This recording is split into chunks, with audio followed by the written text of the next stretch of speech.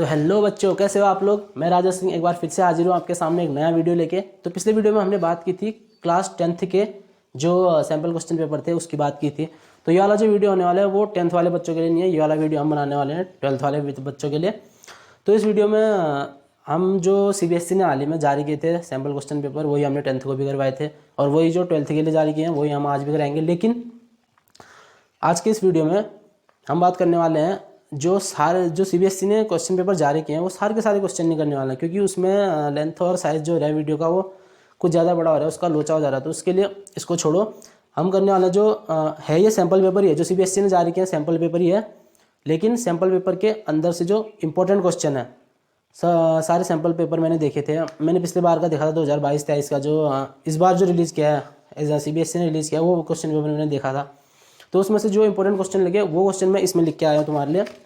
तो चलो यार ज़्यादा समय बर्बाद न करते हुए सीधे शुरू करते हैं।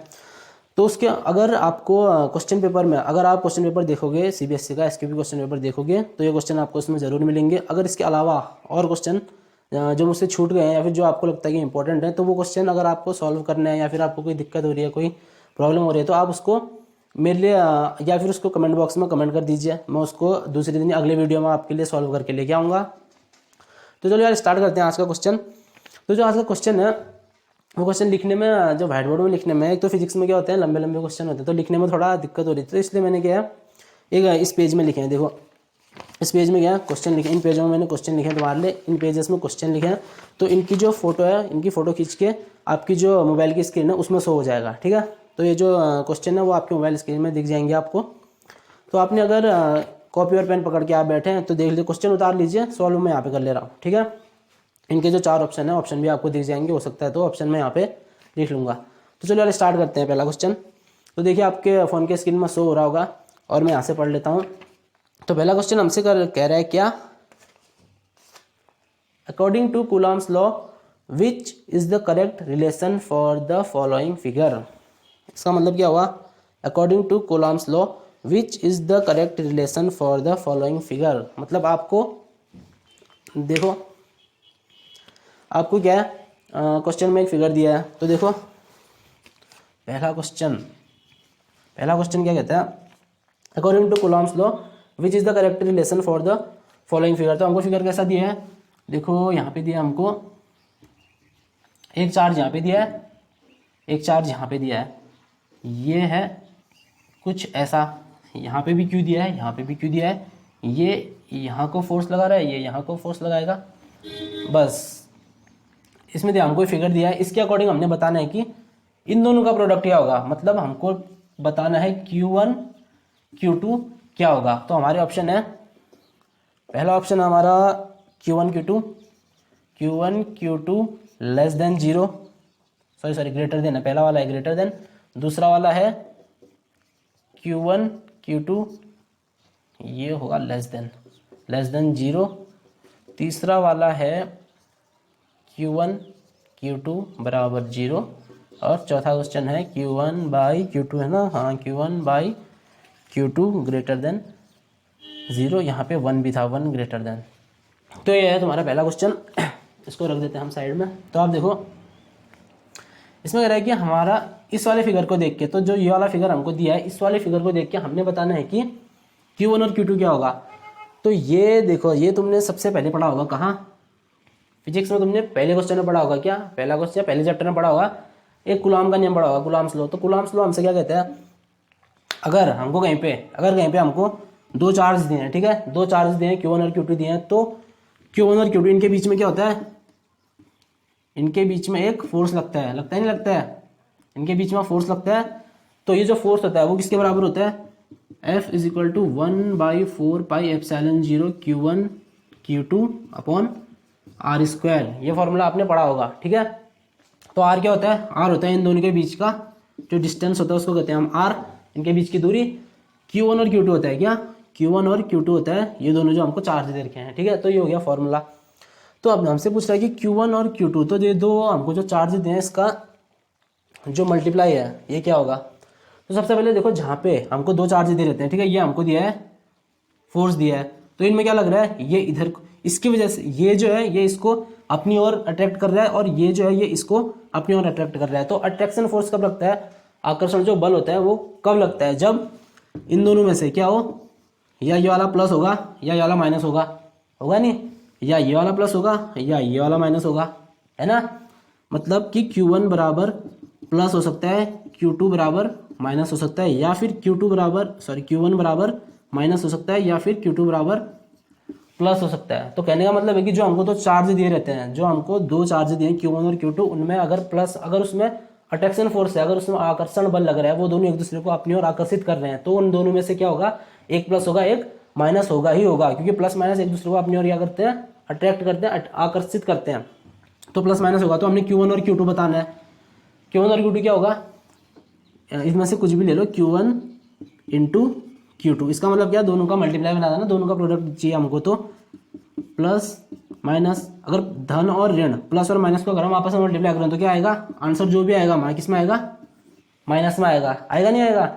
Q1 और Q2 ये दोनों एक प्लस में एक माइनस में होगा, प्लस माइनस को अगर हम मल्टीप्लाई करेंगे तो क्या आएगा, आंसर आएगा माइनस में। माइनस क्या होता है, ऑलवेज लेस देन जीरो। तो हमारा क्या, यहाँ से हम क्या लिख सकते हैं, इसको पकड़ो, इसको पकड़ो, Q1 इंटू Q2 क्या होगा, लेस देन जीरो। ये आ जाएगा कौन सा, Q1 Q2 less than zero, ये आ जाएगा आपका ये।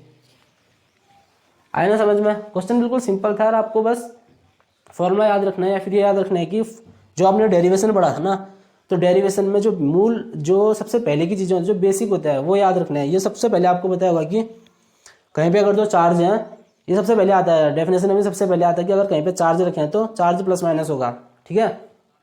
अगर प्लस माइनस होगा तो आकर्षण बल लगाएगा, ठीक। तो उसी हिसाब से प्लस माइनस का अगर हम मल्टीप्लाई करें तो प्लस माइनस का मल्टीप्लाई हमेशा माइनस में आता है। तो ये क्या हो जाएगा, Q1 Q2 less than zero. तो देख लो, आप स्क्रीनशॉट खींच सकते हो।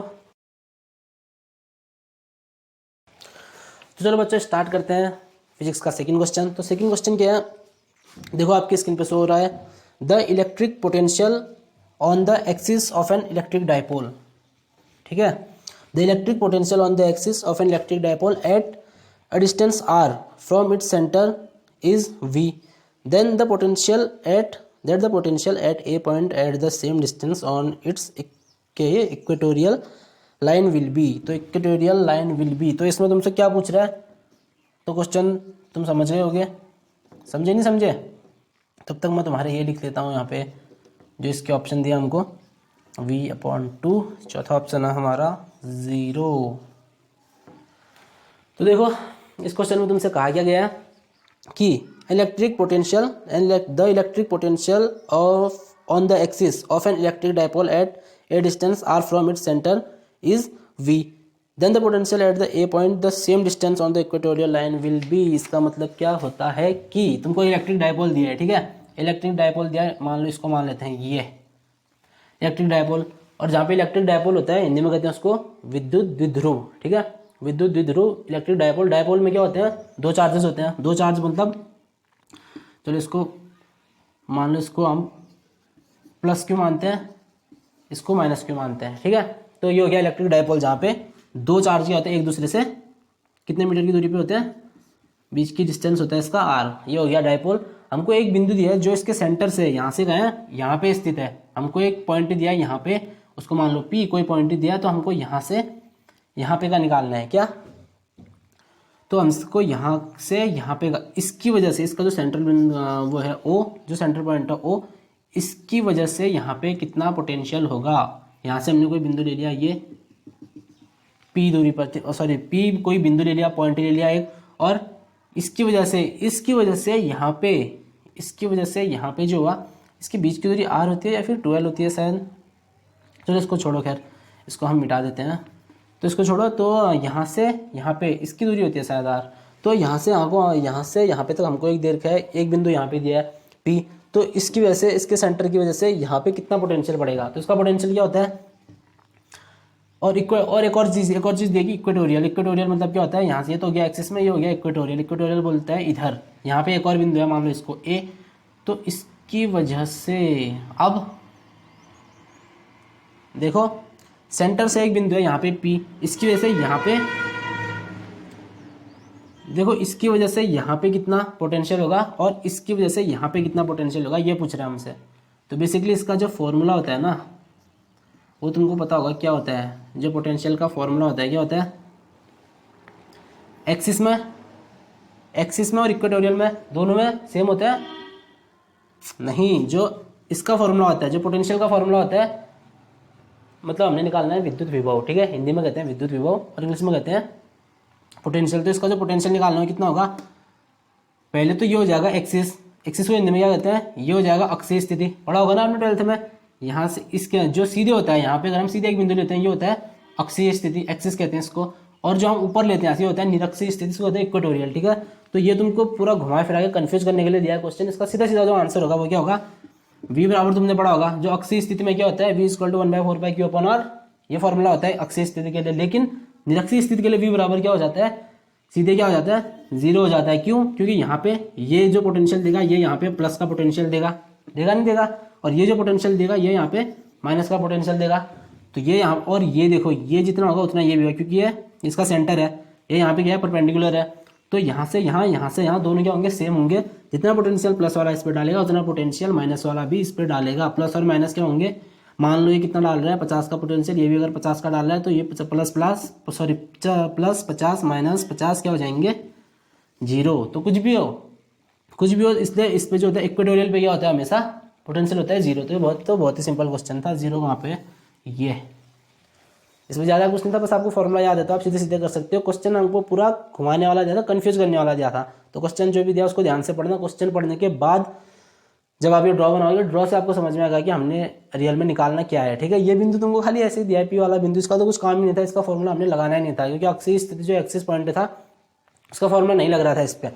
इसके बाद एक और चीज़ दिया था, ए बिंदु, तो इसका फॉर्मूला लग रहा था। जो पूछा हमको यहाँ पे था कि यहाँ पे कितना होगा, ये पता नहीं ऐसे ही दिया था कन्फ्यूज के लिए। तो यहाँ पे होता है, यहाँ पे क्या था, 0 होगा। इक्वेटोरियल पे अक्षीय स्थिति पे होता है, निरक्षीय स्थिति पे होता है 0, ठीक है। तो ले लो आप इसका स्क्रीनशॉट। तो चलो यार तीसरा क्वेश्चन देखते हैं। तीसरा क्वेश्चन क्या है, देखो, 2 concentric and coplanar circular loops P and Q have their radius in the ratio 2:3. Loop Q carries a current 9 ampere in the anticlockwise direction. For the magnetic field to be 0 at the common center, loop P must carry. तो question से आप क्या समझे कि 2 concentric and coplanar circular loop के हमको 2 क्या दिया गया है, लूप दिए गए हैं। तो लूप क्या होता है, ऐसा। तो हमको पहले चित्र बना लेते हैं, हम जो ड्रॉ होता है वो कर लेते हैं पहले क्वेश्चन के हिसाब से। तो ये हो जाएगा, हमको 2 क्या दिए हैं, कोसेंट्रिक, मतलब उनका जो सेंटर है वो क्या एक ही है, ठीक है। तो एक ही संकेंद्री कहते हैं हिंदी में उनको, मतलब केंद्र जो है एक ही केंद्र है। तो मान लो जैसे ये हमको पहला लूप दिया है, दूसरा लूप हो गया हमारा, इसको मान लेते हैं। तो इसका सेंटर क्या हो जाएगा, ये हो जाएगा, ठीक है। ये ओ सेंटर है जो इसका भी है, वो ओ सेंटर इसका भी है, ठीक है। फिर दिया हमको P एंड Q, तो इसको ये वाले लूप का नाम क्या है, P हो गया, और इस वाले का नाम क्या है, Q, ठीक है। एक का नाम P, एक का नाम Q। देन इनका जो रेडियस रेशियो, हमको रेडियस रेशियो क्या दिया, इसका कितना 2/2:3 दिया है। तो इसका कितना है, यहाँ से यहाँ तक, जितना यहाँ से यहाँ तक 2 होगा तो यहाँ से यहाँ तक कितना होगा, 3 होगा। तो हमने पहले ही सीखा था, पहले से हम मैथ्स में सीखते हैं, जहाँ पे हमको रेशियो वाले सवाल देते हैं वहाँ पे क्या करते हैं, एक्सेल लगा दो सीधे इनके साथ, 2x रेशियो 3x, ठीक है। तो ये जो है, ये जो 2x हो जाएगा, ये हो जाएगा 3x, ये दिख नहीं रहा होगा आप लोगों को, 3x ये हो गया कितना, 2x, ठीक है। ड्रॉ बन गया, 2x और 3x हो गया। Loop Q carries the current 9 ampere in the anti clockwise direction. मतलब जो लूप Q है, ये जो लूप है Q वाला लूप है, ये क्या करता है, कैरीज क्या लिखा है, carries the current 9 ampere in the anti clockwise direction. मतलब ये क्या है, 9 एम्पियर का करंट कैरी करता है। इसका मतलब इस पे जो करंट है, विद्युत धारा प्रवाहित हो रही है 9 एम्पियर की, ठीक है। 9 एम्पियर का करंट फ्लो हो रहा है इस पे, वो भी एंटी क्लॉकवाइज डायरेक्शन। क्लॉक कहाँ को होता है, ये होता है क्लॉकवाइज, एंटी क्लॉकवाइज हो गया ये। तो ये क्या हो गया, एंटी क्लॉकवाइज डायरेक्शन। तो हमको निकालना क्या है, for the magnetic field to be 0 at the common centre, loop Q must carry. इसका मतलब क्या हो गया कि हमको निकालना है P में जो P वाला लूप है, इसमें कितना करंट फ्लो हो रहा होगा, ठीक है। तो हमको दिया है, तो चित्र बन गया ना, ड्रॉ बन गया तुम्हारा। देखो हमको 2 लूप दिए हैं, P दिया है, Q दिया है, और इन दोनों का क्या है, सेंटर सेम है O। और फर्स्ट वाला जो हमारे पास क्यू लूप है, क्यू लूप में कितना 9 एम्पियर का जो है करंट फ्लो हो रहा है, 9 एम्पियर की विद्युत धारा प्रवाहित हो रही है। तो और बीच वाले की हमको पी में जो यहाँ करंट फ्लो हो रहा है वो निकालना पड़ेगा और डायरेक्शन भी निकालना है तुमको। तभी यहाँ पे देखो ये क्लॉकवाइज एंटी क्लॉकवाइज ये सारा कुछ दिया है। तो सबसे पहले तो हम ये जानते हैं कि और हमको क्वेश्चन में निकालना क्या है, इसमें फ्लो होने वाली करंट निकालना है जिसकी वजह से ये मेन चीज़ है, इस पर ध्यान देना, जिसकी वजह से क्यू की वजह से भी पी की वजह से भी जो सेंटर है क्यू पे, इस पर कितना होना चाहिए, मैग्नेटिक फील्ड क्या होना चाहिए, चुंबकीय क्षेत्र कितना होना चाहिए, 0 होना चाहिए। क्वेश्चन समझो ध्यान से, हमको 2 लूप दिए गए हैं, पहले में 9 एम्पियर की धारा प्रवाहित हो रही है, 9 एम्पियर का करंट फ्लो हो रहा है। सेकंड वाला हमको पी दिया है, इस पे कितना, इस पे भी हम कुछ ना कुछ धारा प्रवाहित हो रही होगी, करंट फ्लो हो रहा होगा, तो उसका मान हमको निकालना है। और मान ऐसा निकालना है कि दोनों की वजह से, क्यू की वजह से और पी की वजह से, इन दोनों की वजह से जो बीच में ओ पे जो ओ सेंटर है हमारा जो ओ पॉइंट है उस पर मैग्नेटिक फील्ड क्या होना चाहिए, 0 होना चाहिए। इसका मतलब क्या होना चाहिए, ये होना चाहिए, ठीक है। इसकी वजह से भी 0 होना चाहिए, इसकी वजह से भी 0 होना चाहिए। यहाँ पे हमको वो धारा निकालनी है। तो सबसे पहले तो हम देखते हैं कि अगर बीच में हमको कॉमन पे सेंटर बिंदु पे अगर हमको मैग्नेटिक फील्ड 0 करना है तो क्या होना चाहिए, ये देखिए ये एंटी क्लॉकवाइज घूम रहा है। जो 9 एम्पियर की जो यहाँ पे करंट है, 9 एम्पियर का जो करंट है यहाँ पे वो क्या है, एंटी क्लॉकवाइज ऊपर को घूम रहा है ना, एंटी क्लॉकवाइज ऊपर को घूम रहा है। तो यहाँ पे जो करंट होगा वो क्या होगा, इसी के जैसे अगर मान लो अगर कोई माइनस है तो हमने 0 करने के लिए, जैसे कोई -5 है तो दूसरी संख्या क्या लेंगे हम, दूसरा नंबर +5 लेंगे ना।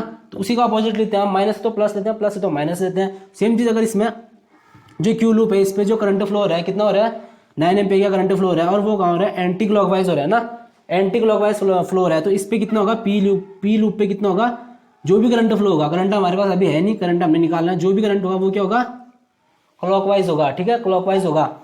तो क्यू लूप पे अगर एंटी क्लॉकवाइज है तो उसको कट करके 0 करने के लिए मैग्नेटिक फील्ड सेंटर पे 0 मैग्नेटिक फील्ड के लिए जो पी लूप है इस पे क्या होगा, क्लॉकवाइज होगा। अगर ये इधर घूम रहा है तो ये नीचे को घूमेगा। तो पहला आंसर हमारा है कितना नहीं, ये आया कितना, क्लॉकवाइज। जितना भी एम्पियर की धारा होगी, जितनी एम्पियर की धारा आएगी वो कैसे घूमेगी, क्लॉकवाइज घूमेगी, क्योंकि क्यू लूप पे एंटी क्लॉकवाइज घूम रहा है। तो चलो स्टार्ट करते हैं इसके बाद से इसका पूरा सा न्यूमेरिकल। तो ये क्या होगा, आपने एक चीज पढ़ा होगा क्या, कोई भी ये जो सर्कुलर लूप होता है, आपने फॉर्मूला पढ़ा होगा, सर्कुलर लूप के कारण जो सेंटर पे इसका मैग्नेटिक फील्ड होता है उसका फॉर्मूला क्या होता है, B = μ0I/2r। ये आपने पढ़ा होगा पहले।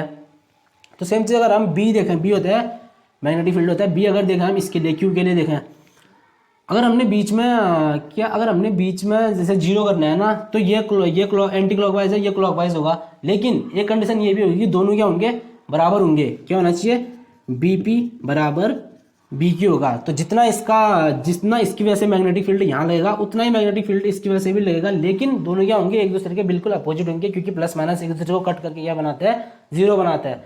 तो इसलिए हम इससे आगे सॉल्व करेंगे तो BP = BQ होगा, दोनों के मैग्नेटिक फील्ड क्या होंगे, बराबर होंगे।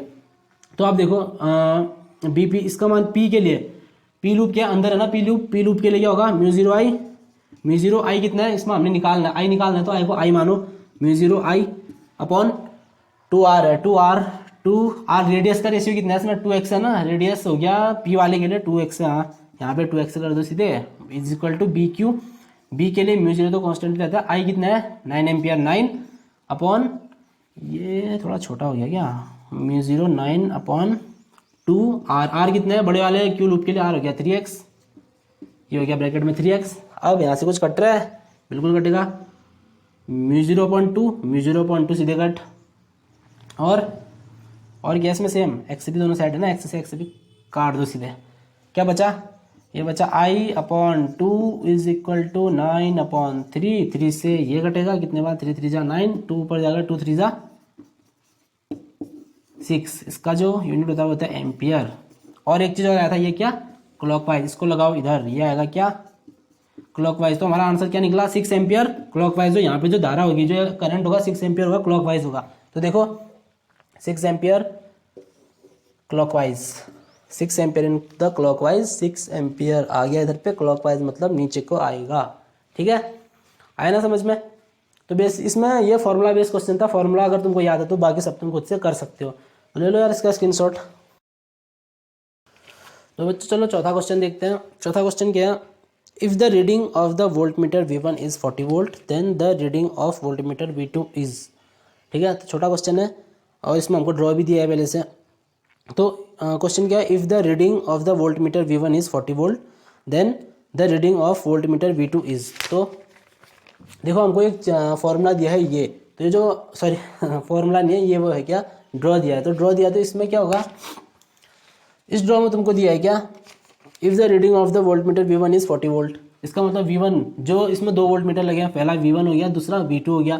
तो इन दोनों की जो हमको रीडिंग, सॉरी दोनों की नहीं, एक की, V1 की हमको रीडिंग दी है कितना, तो हमको दिया क्या है वो लिख लेते हैं। V1 की रीडिंग है हमारा कितना, 40 वोल्ट, हमको V2 क्या है निकालना है। देन एक हमको यहाँ दिया है अनदर वोल्टेज दिया है, एक वोल्टेज ये हो गया V1, एक ये हो गया और एक ये अनदर वोल्टेज दिया है, बस इससे आगे इसमें कुछ नहीं है। तो हमको V2 का वोल्टेज निकालना है, V2 मतलब इसका, तो इसका कितना वोल्टेज आएगा वो निकालना है। तो सबसे पहले देखना है हमको ये है क्या, ये कौन सा सर्किट है। आपने देखा होगा एक LC बड़ा होगा, CR बड़ा होगा या फिर RL बड़ा होगा, और एक तीनों का जो तीनों को कॉम्बिनेशन करते हैं वो वाला भी होता है, वो वाला है ये क्या, ये क्या हो गया रेसिस्टेंस, R इसमें हो गया रेसिस्टेंस हो गया, और ये क्या हो गया L हो गया, इसको कहते हैं क्या इंडक्टर, और ये हो गया C फॉर कैपेसिटर। ठीक है, तो ये पूरा क्या हो गया LCR सर्किट है, हमारे पास LCR सर्किट है, ये हो गया LCR। तो ये क्वेश्चन भी बेसिकली क्या फॉर्मूला बेस्ड क्वेश्चन है। हमको तीन पहला रेसिस्टेंस दिया, दूसरा इंडक्टर दिया, तीसरा कैपेसिटर दिया है, और हमको दिया है कि V1 जो है इन दोनों का L और C, ठीक है ध्यान से देखना यहाँ पे L और C का जो है, L और C इन दोनों का जो नेट, इन दोनों का जो टोटल वोल्टेज है, नेट वोल्टेज है वो कितना है V1, इन दोनों का नेट वोल्टेज है V1 वो दिया है हमको 40। तो इन दोनों का, इसका प्लस इसका, इन दोनों का नेट वोल्टेज कितना है 40 वोल्ट है, हमको निकालना है V2 मतलब V2 किसके साथ है, R के साथ है ना, तो V2 क्या हमने निकालना है बेसिकली क्या, यही मान के चलो VR। ठीक है, तो हमने V2 निकालना है, तो वो कैसे निकलेगा, ये हो गया हमारा अनदर वोल्टेज। तो सबसे पहले देखो आपने एक फॉर्मूला पढ़ा होगा LCR सर्किट के लिए, एक फॉर्मूला होता है क्या, इसका जो वोल्टेज होता है वो कैसे निकाला जाता है, VRMS बराबर होता है अंडर रूट, फर्स्ट में आता है VR का स्क्वायर प्लस अंदर आता है VL माइनस VC का होल स्क्वायर। तो ये फॉर्मूला आपने जरूर पढ़ा होगा जब आपने सर्किट वाला चैप्टर पढ़ा होगा। तो देखो यार हमको दिया गया है VL माइनस VC, VL और VC जो इन दोनों का वोल्टेज है, L और C हो गया, VL और VC इन दोनों का जो नेट दिया हमको कितना दिया 40 दिया। ठीक है, इन दोनों का नेट वोल्टेज हमको 40 दिया है, इसके बदले तो हम सीधे 40 रख देंगे। VR या हमने निकालना है, VR में निकालना, लेकिन VRMS कहाँ से आएगा, VRMS आपने जरूर देखा होगा, VRMS इसको क्या कहते हैं, VRMS वोल्टेज होता है किसका, रूट मीन स्क्वायर या ऐसा ही कुछ कहते हैं इसको। तो ये कैसे निकलेगा VRMS कैसे निकलेगा, VRMS के लिए आपने एक चीज़ और देखा होगा क्या, हमको एक ये दिया है क्या, अनदर वोल्टेज दिया है, कितना है 50 under root 2 sine omega t. आपने एक फॉर्मूला पढ़ा होगा, देखो V इक्वल टू होता है V0 साइन ओमेगा टी, या कहो V0 साइन ओमेगा टी। ठीक है, तो इसको अगर हम इससे कंपेयर करें, इन दोनों को अगर हम कंपेयर करें तो क्या निकलेगा, वोल्टेज तो दिया है हमने V0 साइन ओमेगा टी या V0 साइन ओमेगा टी, ये हो जाएगा 50 under root 2 sine omega t. तो साइन ओमेगा टी ये दोनों तो दोनों में कॉमन है, लेकिन ये तो V0 का मान V0 का मान ये निकल जाएगा यहाँ से, V0 बराबर कितना आएगा 50 अंडर रूट 2, ये आएगा V0 का मान। लेकिन हमको क्या चाहिए RMS चाहिए ना, VRMS चाहिए हमको। तो ये कैसे निकलेगा, रूट मीन स्क्वायर कहाँ से आएगा, तो VRMS का मान क्या होता है, VRMS बराबर होता है कितना, अगर हम इसको V0 अपॉन अंडर रूट 2 करें, ये फॉर्मूला भी पड़ा होगा। ठीक है, ये फॉर्मूला भी होता है VRMS इक्वल होता है V0 अपॉन या V0 upon under root 2। V0 को क्या कहते हैं, ये होता है पीक वोल्टेज। ठीक है, ये होता है धारा का शिखर मान, उच्चतम मान होता है, पीक वोल्टेज होता है। ठीक है, इसको कहते हैं V0 को कहते हैं पीक वोल्टेज।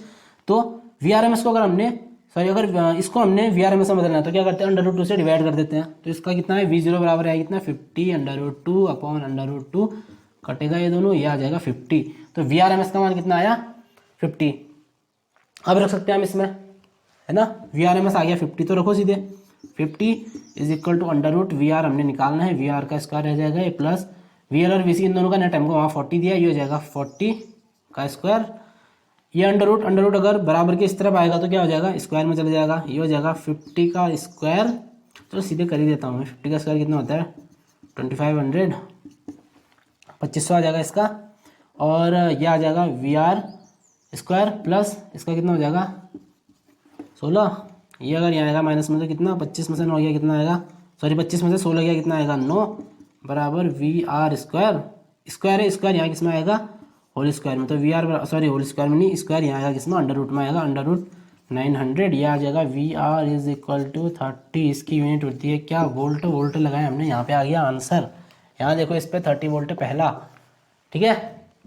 ये भी फॉर्मूला बेस्ड क्वेश्चन ही था, सिंपल क्वेश्चन है, बस कुछ फॉर्मूले मेन चीज़ें याद रखो। मेन फॉर्मूला इसमें ये हो गया, इसके भी अंदर जाए तो v equal to V naught sine omega t, यहाँ से कंपेयर करके आपको ये मिलेगा। इसके भी अंदर जाए तो हमको अगर RMS निकालना था, अगर हमको RMS निकालना होगा तो RMS के लिए क्या करते हैं, जो इसका पीक वोल्टेज होता है वी नॉट को अंडर रूट 2 से डिवाइड करते हैं, डिवाइड करोगे तो RMS है, RMS के बाद रख दो फॉर्मूले मान सीधे आंसर। तो आप ले सकते हो इसका screenshot.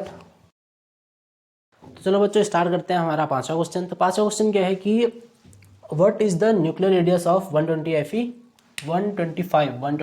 Fe if that of 27 Al is 3.6 Fermi.